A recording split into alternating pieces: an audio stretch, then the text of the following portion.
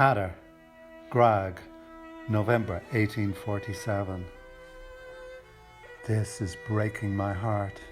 Seeing those I know, some I taught in school, and there they are pulling down our home, dismantling a lifetime of memories, stone by stone, sod by sod, beam by beam. That building is part of me. I remember choosing every stone in the wall, carefully selecting the right one for form and stability. The thought of that and of Bridget all those years ago, full of hope and joy we were as we thought about our future together. I took great care over it, I remember. It was our own little Bothan, and we built it together with pride. Every part of it brought out Bridget's creativity and personality. She knew exactly where I should carve the neat cubby holes into the walls to store the pots and pans. She helped me design the falling table, the hanging dresser, and the clevy above the hearth. It may have been a small, humble one-room place, but it was ours. Now, piece by piece, it's been taken apart as I watch hopelessly from the roadside. It was in the early morning they came, Kincaid swaggering at the front of them. He had managed to bring the constabulary with him, a show of force more to magnify himself than anything else. He took great pride in bellowing out the eviction notice he had gained from the magistrate. It was his moment of triumph. At long last, I could see him think he was bringing me low. But I've no time to regard him or be bitter. I was never going to resist, of course. That would have been pointless. And I knew it was coming for a long time, since the day he barged in after O'Connell died. He somehow had the upper hand after that, and it was not long, late last month in fact, when he appeared again after racking the rent, shouting, "What the devil do I care about you and your black potatoes? It was not me that made them black. You will get 2 days to pay the rent, and if you don't, you know the consequences." My only thought now is Mary. She seems curiously changed these days, locked inside herself in a way I have never seen. The last 2 years have got to her, I suspect. The hunger, the deaths, the absence of gatherings and wakes, the slow demise of our common life. Bless her, she is growing up into a strange, apocalyptic world. She needs my support now more than ever.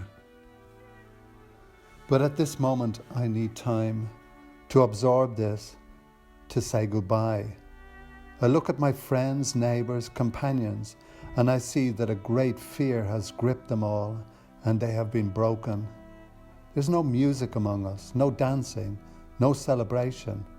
All is quiet. And I feel it is up to me to stand here now for them, to look at this physical dismantling, to watch those who are busy tearing down, raising, to reflect on our passing, and to think deeply, to mourn. Things will never be the same again around here.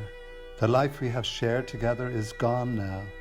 The companionship, the shared struggles, joys, births, our wakes, the way we consoled one another in death, the strength we drew from our communal life. I see our bonds torn and atrophied and every stone removed from its perfect location and cast to the ground. This life, this precious life we have lived, and God knows did we take it all for granted, will be no more. It's gone. And so I grieve in this moment for myself, but also for others who have not the strength to do so, for our memories, our ties, our connections. Those of us that survive will wonder if what we had was all a phantom.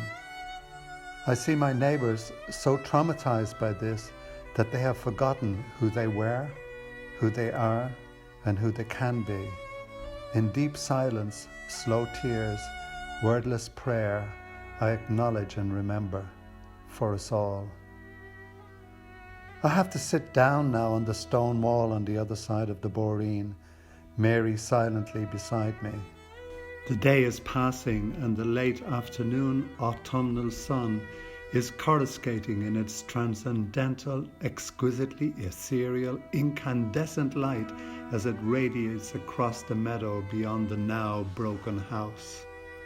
Reaching the hill and wood in the near distance, presciently it picks out the crossroads of Glendule and sparkles at the meeting of the Bride and Glashna Brook rivers. And I recall the Kaylee at the Glendule crossroads when I first danced with her, her auburn hair flowing in the summer breeze and her laughing green eyes fixed on me as we skipped together to reels and jigs.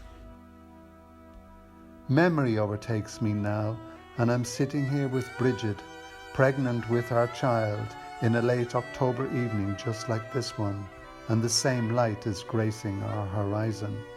The sounds come rushing back as swallows and swifts get ready for their great migration, and we hear children playing across the valley, the peal of laughter lifting our spirits and acting as a precursor for our own as we await the birth of our child. It is a memory to hold on to, one I need to harvest, a promise of a future which can overcome the present. I think I've waited here too long.